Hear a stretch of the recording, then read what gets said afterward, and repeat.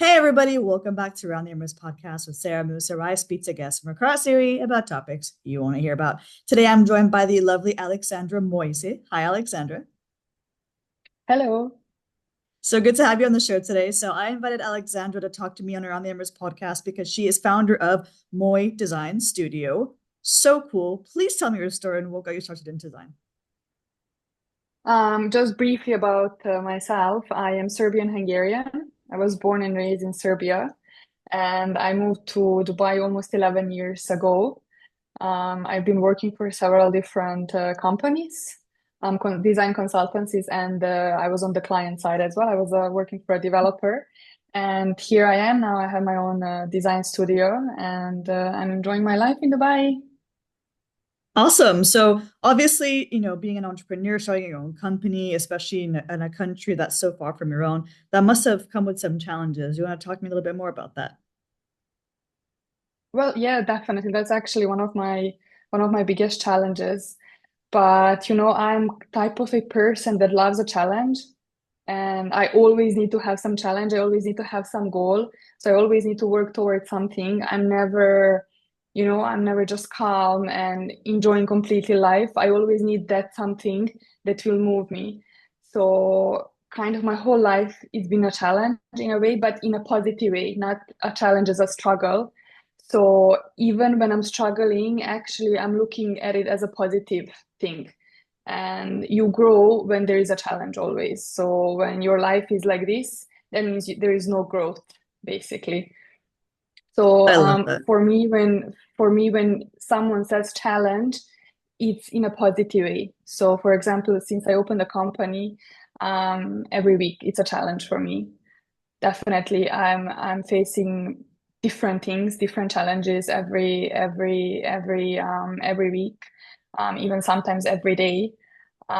Challenges are different from working with clients to the developing projects and managing projects to actually running the company, the financial side versus getting the projects in, putting the company out there, doing the marketing as well. So there is a lot of things, a lot of new topics that I had to learn about and action a lot of things that I didn't had to do before. So something like, for example, marketing, financial, admin, all these things I didn't work on before. So definitely, whenever you face something for the first time, there is always a challenge, right?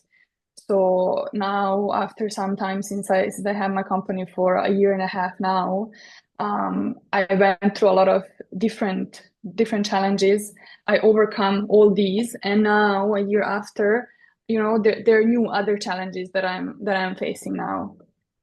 I love So that you see it as a learning as well. I love that it's not just a problem for, like it's not you don't look at it as a problem or as something negative. You look at it as how can I learn from this? How can I be better from this? How can this make a positive change in your job and in your personal life as well? It's something that you take as part of your success story, if anything. And I really appreciate how candid you are about the fact that you have challenges every week. It's the fact that you want to face them. You don't want to run away from them. You want to see what else you can do, as you said, to not be stagnant and to kind of continue moving forward.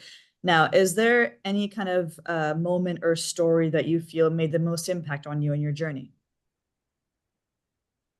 I don't really have a story, but I will just say at the beginning, when I just opened my own company, I have a lot of friends, right? And I have a lot of people that I just know from the industry.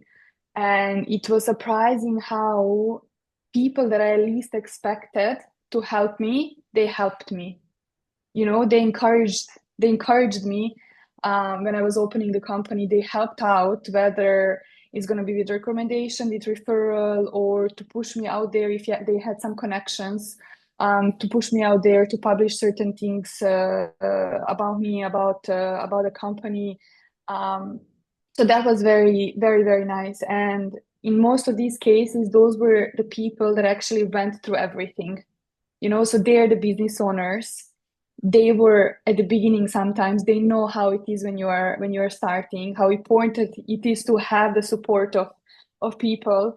So I didn't get that much help, for example, from my friends. Yes, I did get from people from my friends that have their own companies, but most of the help actually came from business owners. And then another thing that was a lesson learned for me was basically when I have an idea, I should action it right away. I shouldn't be like nowadays. It's such a fast moving industry. Not only industry where I am at, but also if you see Instagram, if one video goes out, other people are recreating the same video. So like things need to be actioned right away. You can't sit on something for way too long.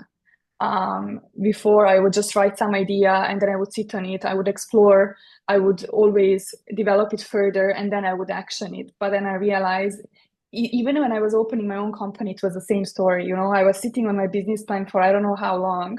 I was always making it better and overthinking things.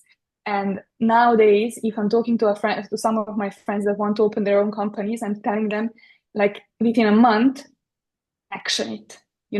Don't sit on it, don't explore, because there will be always something that you can improve. But it's important to have an idea to start, and then as you go, it's going to develop further. And then also, it's very important to find mentors and people that you can learn from and grow, that will help you and inspire you and push you to grow. I really appreciate the fact that you didn't just focus on kind of friends, because usually people are like, oh, I'll ask my friends, about their honest opinion about what I'm doing and get their advice.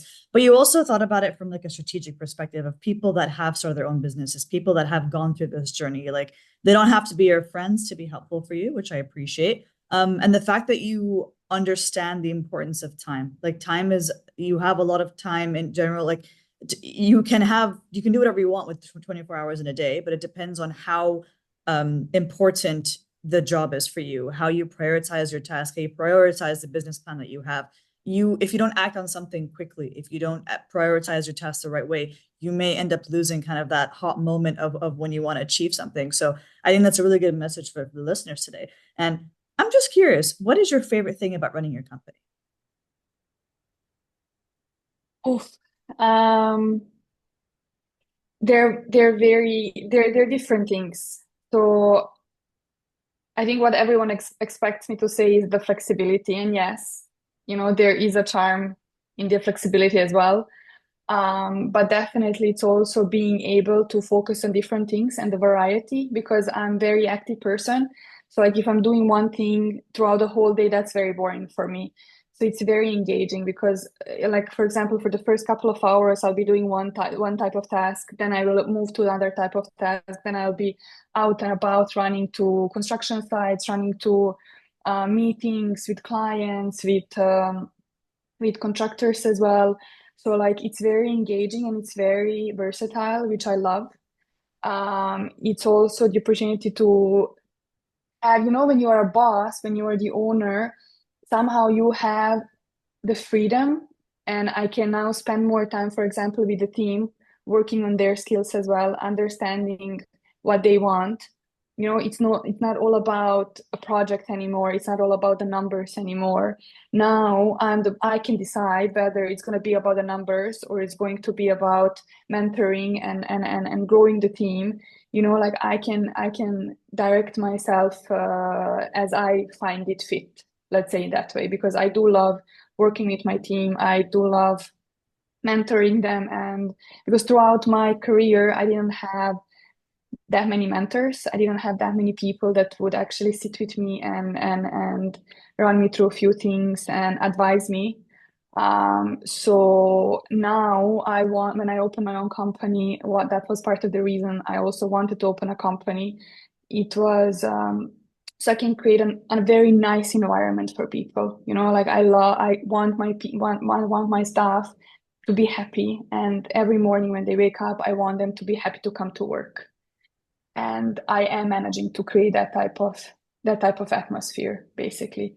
And it's not all about work, it's also about mentorship, it's also about learning. So I will always prioritize having them understand why certain things are done that way, and I always think out loud so they understand the way I process certain things and the way I think, the chain of thoughts, so they can also slowly understand and develop their own way of thinking, which will help them grow, of course. I love that. I love the fact that you're a people person. It's not just about the money or about the numbers, as you say, but about making sure that you're developing your team and helping them to grow and prosper as well. And just continue to build that passion for them at your company. And that takes me to my final question for you today, Aleksandra. What is a final message that you'd like to leave the listeners today? Final message. Okay, so it will be embrace the change as the opportunity, not a setback. The challenges you face today might just be the turning points that lead to be your greatest success. And stay curious, adaptable, and never stop learning. I love that. That's such a bold message to leave, and it's an important message as well to leave for listeners to understand that they can achieve what they set their minds to as long as they do embrace that change. They are bold. They are, they maintain curiosity and they maintain that passion for learning. So Yeah. thank you so much for sharing your story with me today. You're most welcome. It was my pleasure.